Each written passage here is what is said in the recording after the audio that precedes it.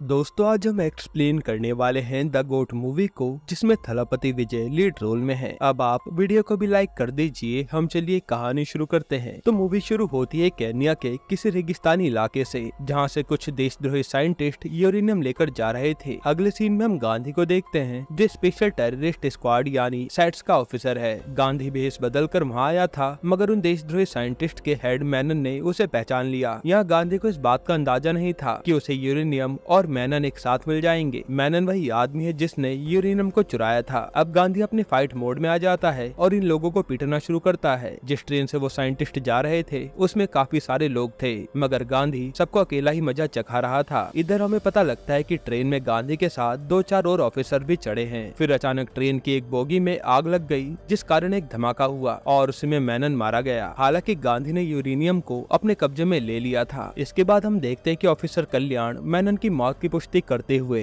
कुछ reports submit करते हैं। कल्याण, गांधी, सुनील और अजय ये चारों सेट्स के ऑफिसर होने के साथ साथ एक दूसरे के काफी अच्छे दोस्त भी थे। इन चारों के बॉस का नाम था नाजिर। मिशन सक्सेसफुल होने के बाद ये लोग नाजिर को इसके बारे में बताकर इंडिया लौट आते हैं और अपने देश आने के बाद चारों ऑफिसर जमकर पार्टी करते हैं, जिसमें ये लोग खूब शराब भी पीते हैं। पार्टी के बाद गांधी देर रात नशे की हालत में अपने घर पहुँचता है। अब क्योंकि ये लोग एक खुफिया एजेंसी के लिए काम करते थे, इसलिए इनके परिवार वालों को इनके काम के बारे में कोई जानकारी नहीं होती। गांधी की बीवी अनु को कई बार शक भी होता है कि उसका किसी और लड़की के साथ चक्कर चल रहा है, और ऐसा इसलिए क्योंकि जब कभी गांधी कॉल पर होता और अनु उसके पास जाती तो वो उसे देखकर कॉल कट कर देता था। जब भी उसे ऑफिस से कॉल आता वो घर के बाहर जाकर ही कॉल अटेंड करता। यहाँ तक कि उसके आने जाने का भी कोई फिक्स शेड्यूल नहीं था। गांधी ने अपने घर बता रखा था कि वो किसी टूर्स एंड ट्रेवल कंपनी में जॉब करता है, लेकिन एक दिन वो सारी रात घर से गायब रहा, जिसके बाद अनु उस पर बहुत भड़क जाती है। गांधी उसे मनाने के लिए कह देता है कि मैं हमारा सेकंड हनीमून प्लान कर रहा था और इसी सिलसिले में मैं थाईलैंड गया था। और दोस्तों असल में बात तो ये है कि गांधी का अगला मिशन थाईलैंड में ही होने वाला है। मिशन के तहत उसे थाईलैंड के किसी क्लब में कुछ कोट्स वगैरह निकालने हैं। फिर जब कल्याण और सुनील को ये बात मालूम पड़ी तो उन्होंने गांधी को सलाह दी कि वो अपनी फैमिली को इन सब से दूर रखे और अपने साथ मिशन पर न ले जाए, लेकिन गांधी ने कहा मैं सब मैनेज कर लूंगा। फिर कुछ दिनों बाद वो सभी अपने मिशन को पूरा करने थाईलैंड पहुँच गए। गांधी अपनी फैमिली के साथ समय बिताकर काफी खुश नजर आ रहा था। वहीं दूसरी तरफ नजीर और कल्याण भी क्लब में एंजॉय करते हैं। इसके बाद जब रात होती है तो नजीर गांधी को कॉल करके कहता है मिशन ऑन, यानी कि उनका मिशन अब शुरू हो चुका है। नजीर सर के ऑर्डर से मिलते ही गांधी और कल्याण कोट्स निकालने क्लब पहुंचते हैं। गांधी के लिए कोई बड़ी बात नहीं थी, वो कुछ ही मिनटों में कोट्स लेकर वहां से जाने लगता है। तभी कुछ आदमी उसे पकड़ लेते हैं और गांधी उनसे लड़के आराम से बिल्डिंग की छत से कूद कर निकल जाता है। उसने पहले से ही पैराशूट पहन रखा था, जिससे वो सही सलामत नीचे लैंड करके अपना मिशन पूरा करने में कामयाब हो जाता है। फिर अगले दिन गांधी अपनी वाइफ और बेटे को लेकर घूमने निकला, तब कुछ गुंडों ने आकर उसे घेर लिया। गांधी को शायद पहले से इस बात का अंदाजा हो गया था, इसलिए उसने अपनी बीवी और बच्चे को कहीं छुपा दिया था। वो गुंडे गांधी पर गोली चलाने ही वाले थे कि उसने उनसे तगड़ी फाइट करनी शुरू कर दी। उसी वक्त तनु यानी गांधी की बीवी को पेट में दर्द होने लगा क्योंकि वो प्रेग्नेंट थी। तब वो तुरंत तनु को हॉस्पिटल लेकर जाता है, जहाँ उन्हें बताया जाता है कि अनु की डिलीवरी का समय आ गया है। गांधी फॉर्म वगैरह भरने रिसेप्शन काउंटर पर जाता है और क्योंकि उसका बेटा जीवन काफी थक चुका था तो वो उसे वहीं बेंच पर बैठा देता है। लेकिन जब वो फॉर्म भर के वापस आता है तो जीवन वहाँ से गायब था। ये देखकर गांधी के तो होश उड़ जाते हैं और वो सारा हॉस्पिटल छान मारता है,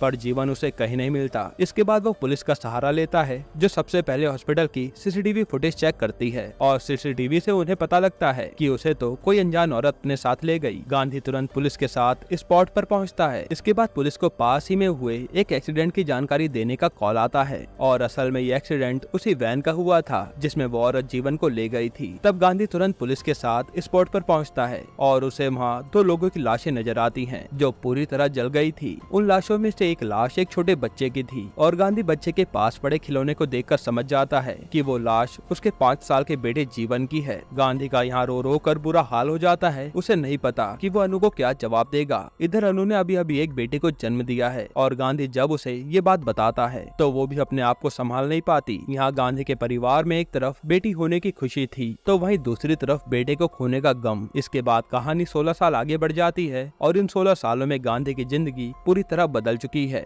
अब वो सेट्स के लिए काम नहीं करता बल्कि एयरपोर्ट पर पासपोर्ट चेकिंग का काम करता है और पिछले 16 सालों से वो अपनी बीवी अनु से अलग ही रह रहा है। दोनों के बीच बात करने का एकमात्र जरिया है उनकी बेटी जीविका। एक दिन नाजिर सर गांधी से मिलने आते हैं और उसे बताते हैं कि मलेशिया में रशियन लोग एम्बेसी पर हमला करने वाले हैं इंडियन एम्बेसी इस वक्त खतरे में है, इसलिए वो चाहते हैं कि गांधी वहां जाए। हालांकि गांधी पहले तो इनकार कर देता है, पर नाजिर सर के थोड़ा जोर देने पर वो आखिर जाने के लिए मान ही जाता है। फिर मलेशिया पहुंचकर गांधी देखता है कि रशियन लोग वहाँ प्रोटेस्ट कर रहे हैं। फिर जैसे वो इंडियन एम्बेसी पहुंचा, कुछ लोगों ने उस पर भी हमला कर दिया और उन लोगों ने चेहरे पर मास्क लगाए हुए थे और वो इंडियन एम्बेसी में उत्पात मचाने के इरादे से ही आए थे। अब यहाँ गांधी काफी लोगों को मारता है और जब उसकी फाइट एक लड़के से हो रही थी तो वो गांधी को बराबर टक्कर दे रहा था। जब गांधी ने उसका मास्क हटाया तो वो बस देखता ही रह गया। वो लड़का हूबहू गांधी की शक्ल का था, मानो वो उसी का बेटा हो। गांधी को भी यही लगा कि तभी वो लड़का वहाँ से फुर हो गया। अब अगले दिन गांधी जब कुछ काम से बाहर जा रहा था तब वो उसका डुप्लीकेट लड़का उसे फिर नजर आया। गांधी उसे देखते ही उससे बात करने पहुँच गया। लड़के ने गांधी को बताया कि मैं आप ही का बेटा जीवन हूँ, जिसका गांधी को पहले से ही शक था। और गांधी ये बात सुनते ही रो पड़ा। उसने जीवन से पूछा कि तुम घर क्यों नहीं आए, तो उसने कहा कि मुझे कुछ भी याद नहीं था। अब जाहिर सी बात है, बाप अपने बेटे को अपने साथ वापस लेकर जाना चाहता है। जीवन कहता है कि अब मैं फैजल गैंग के लिए काम करता हूँ, अगर उन्हें इस बात का पता लगा तो वो मुझे जान से मार डालेंगे। लेकिन गांधी उसे कहता है कि तेरा बाप कोई मामूली आदमी नहीं है जो तू ऐसी बातें कह रहा है। तभी कोई उन दोनों पर शूट करता है, जिससे वो दोनों वहाँ से बच के भागते हैं। इसके बाद कई लोग उन पर अटैक करते हैं, मगर दोनों बाप बेटे जैसे तैसे उन लोगों को चकमा देकर निकल जाते हैं। फिर गांधी जीवन को सही सलामत अपने साथ इंडिया ले आता है और इंडिया पहुँचते ही गांधी ने जीवन को सबसे पहले उसकी माँ अनु से मिलाया। तब जीवन को देख अनु की खुशी का तो कोई ठिकाना ही नहीं था और जीवन के आने से उसके माँ बाप के बीच की सारी दूरियां भी खत्म हो गई। यहाँ जीवन भी अपने परिवार को पाकर बेहद खुश था। इतना ही नहीं, कुछ ही दिनों में वो सुनील की बेटी श्रीनिधि के साथ भी रिलेशनशिप में आ गया। इसके बाद इन सब की लाइफ काफी अच्छी चल रही थी। फिर कुछ दिनों में वापस गांधी को नजीर सर का कॉल आता है। असल में उन्हें कुछ बातें पता चली हैं जो वो गांधी से मिलकर उनके साथ शेयर करना चाहते हैं। इसी के चलते वो उनसे मिलने के लिए एयरपोर्ट निकल जाते हैं, पर रास्ते में कोई बंदा हेलमेट पहने उनकी कार को फॉलो करने लगता है। चलती बाइक से वो नजीर सर की कार में बॉम्ब इम्प्लांट कर देता है। हालांकि ब्लास्ट के बावजूद नजीर सर बच जाते हैं, लेकिन उस आदमी ने अभी भी नजीर सर का पीछा करना नहीं छोड़ा। जब वो भागते हुए मेट्रो में गए तो वो वहाँ भी उनके पीछे आ गया। तभी हम देखते हैं कि गांधी भी मेट्रो में आ चुका है और उस आदमी के साथ फाइट करने लगता है। लेकिन वो आदमी तो गांधी को भी टक्कर देने में लगा था और अंत में वो नाजिर सर की जान लेके वहाँ से भाग जाता है। और हेलमेट पहने होने के कारण गांधी को उसके बारे में कुछ भी पता नहीं चलता। फिर हमें दिखाते हैं कि वो हेलमेट वाला आदमी कोई और नहीं बल्कि गांधी का बेटा जीवन है। इसके बाद वहाँ से निकलकर जीवन अपने डैड को कॉल करता है। अब आप सोच रहे होंगे जीवन के डैड यानी गांधी, मगर नहीं, वो कॉल करता है मेनन को। तो आखिर जीवन मेनन के लिए ये सब क्यों कर रहा है, ये जानने के लिए हमें जाना होगा फ्लैशबैक में। आपको याद होगा फिल्म की शुरुआत में जब सेट्स के ऑफिसर केन्या वाले मिशन पर गए थे, उसमें हमने देखा था कि मेनन मारा गया है, लेकिन वो असल में जिंदा बच गया था। पर उस हादसे में उसकी पूरी फैमिली मारी जाती है, जिसमें उसका बेटा संजय भी था और वो उसी से सबसे ज्यादा प्यार करता था। उसी दिन से मेनन ने ठान लिया था कि वो गांधी से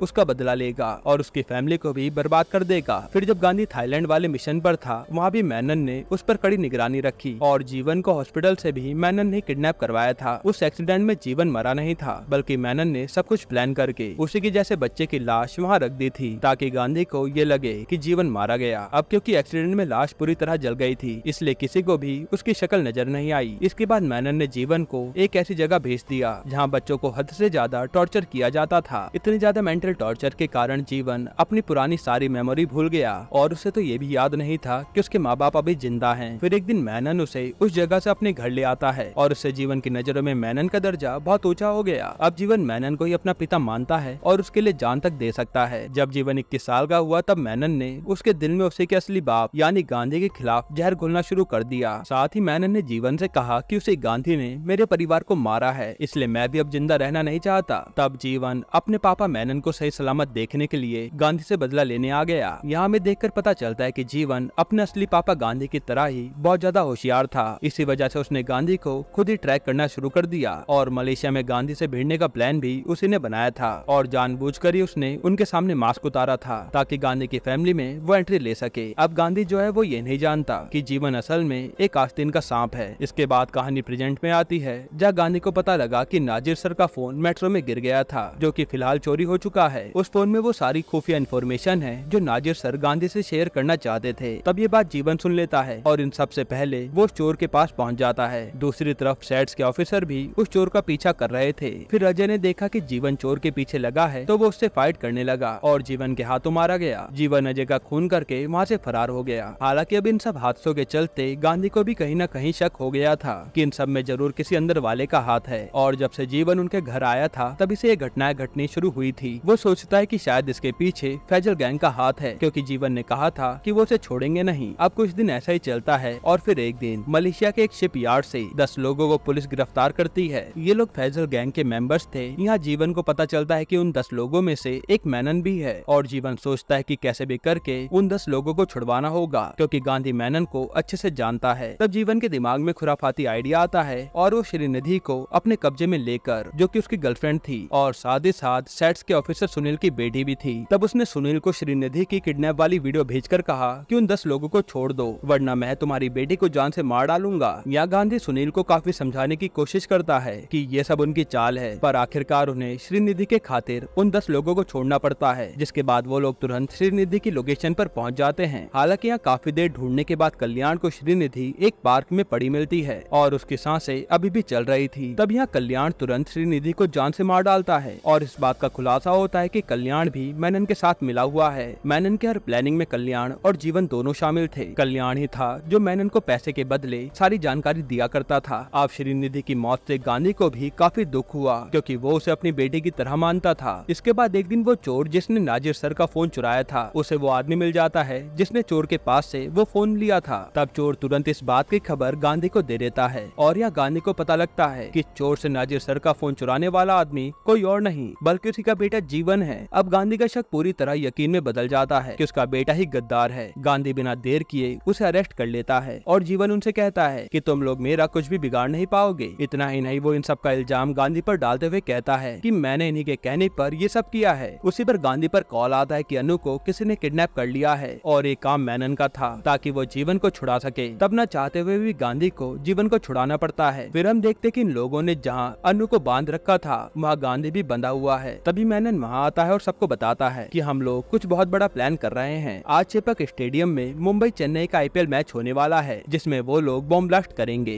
दूसरी तरफ जीवन ने ग्राउंड को उड़ाने की सारी तैयारियां कर ली थी और उसने बॉम्ब को भी ग्राउंड के अंदर इम्प्लांट कर दिया था। यहाँ गांधी मेनन से कहता है कि मुझे बहुत पहले ही मालूम पड़ गया था कि इन सब में तेरा ही हाथ है। मुझे ये भी पता था कि तुम लोग बॉम्ब ब्लास्ट करने वाले हो, लेकिन मुझे ब्लास्ट की लोकेशन नहीं पता थी, इसलिए मैंने ये प्लान रचा। खैर वो तो तूने खुद ही अपने मुँह से बता दिया। इसके बाद यहाँ सेट्स के कुछ एजेंट्स आ जाते हैं और मेनन के आदमियों को मार गिराते हैं। वहीं मेनन को गांधी अपने साथ स्टेडियम ले जाता है। दूसरी तरफ कल्याण और सुनील के बीच लड़ाई शुरू हो जाती है, क्योंकि सभी को कल्याण के गद्दार होने की बात पता लग गई थी और ये भी कि श्रीनिधि को उसी ने मारा था। इस बात से गुस्सा होकर सुनील गुस्से में कल्याण को खूब मारता है। इतना ही नहीं, वो उसकी जान भी ले लेता है। इधर गांधी मेनन को जीवन के सामने ले जाता है जो स्टेडियम को उड़ाने वाला था। तब मेनन को गन पॉइंट पर देखकर जीवन हड़बड़ा जाता है, मगर मेनन उससे कहता है कि वो उसकी चिंता ना करे और अपने मकसद पर ध्यान दे। ये सुनते जीवन डेटोनेटर या कहे बॉम्ब का रिमोट ढूंढने लगता है, मगर डेटोनेटर गांधी के साले ने चुरा लिया था जो उसे लेकर भाग रहा था। तब मेनन के लोग डेटोनेटर लेने उसके पीछे भागते हैं और उस स्टेडियम में गांधी की बेटी जीविका भी मौजूद थी। यहाँ गांधी का साला डेटोनेटर जीविका को दे देता है ताकि वो अगर पकड़ा भी जाए तो यहाँ कोई बॉम्ब ब्लास्ट ना हो सके। लेकिन ये देखने के बाद तो वो सभी लोग जीविका के पीछे पड़ जाते हैं और जीवन को भी ये पता चलता है कि डेटोनेटर जीविका के पास है जो उसे लेकर छत पर पहुँच गई थी। फिर जीवन छत पर जाकर जीविका को मारकर उससे डेटोनेटर छीनने वाला था कि वहाँ गांधी आ गया। इसके बाद बाप बेटे में काफी जबरदस्त फाइट होती है और अंत में गांधी सीधा जीवन के माथे पर गोली मार देता है, क्योंकि वो उसकी बात मान ही नहीं रहा था।